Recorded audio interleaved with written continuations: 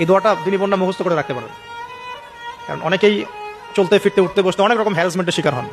যদি আপনি সতীত্ব রক্ষা করে চলতে পারেন তখন আল্লাহর কাছে দোয়া করবেন। একটা রাজা ছিল, রাজাটা লম্পট টাইপের। লম্পট রাজা বোঝেন কিনা? যারা নারীর নেশা খুব আর কি, যে মেয়েকেই দেখে তাকে তুলে নিয়ে যায়। এখন এই রাজা সারা আলাইহিস সালামের দিকে চোখ দিল। এখানে আমাদের দিনী বোনদেরকে একটা মারাত্মক নসিহত করতে চাই। এটা আমি পড়ছিলাম যখন গত 3 দিন থেকে, আমি 2 বার এখানে পড়তে পড়তে থেমে গেছে।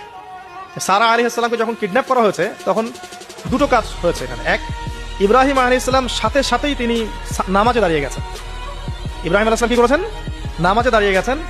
আর সারা আলাইহিস সালামের দিকে যখন হাত বাড়াচ্ছে এই আপনার লম্পট বাদশা, সারা আলাইহিস সালাম সময় চেয়েছেন যে আমি নামাজ পড়বো, আমাকে নামাজ পড়ার ব্যবস্থা করে দেওয়া হোক। সারা আলাইহিস সালাম অজু করে এসেছেন, অজু করে নামাজে দাঁড়িয়েছেন। দাঁড়িয়ে 2 রাকাত নামাজ পড়ে আল্লাহর কাছে দোয়া করেছেন, আল্লাহুম্মা ইন কুনতা তা'লাম, হে আল্লাহ আপনি যদি জানেন, ইন্নী ওয়াদ আহসানতু ফারজি ইল্লা যাওজি, আমি আমার লজ্জাস্থানকে হেফাজত করে রেখেছিলাম, সতীত্বকে কখনো নষ্ট করিনি, শুধু আমার স্বামীর হক আমি স্বামীকে দিয়েছি। মানে আমি আমার স্বামী ছাড়া অন্য কারো কাছে আমার সতীত্ব নষ্ট করি নাই। যদি আপনি এটা জেনে থাকেন, আল্লাহ ফানসুরনি, আল্লাহ আপনি আমাকে সাহায্য করেন, ওয়ালা তুসমিত আলাইয়া হাযাল কাফির, আমার উপরে এই কাফেরকে আপনি বিজয়ী করেন না।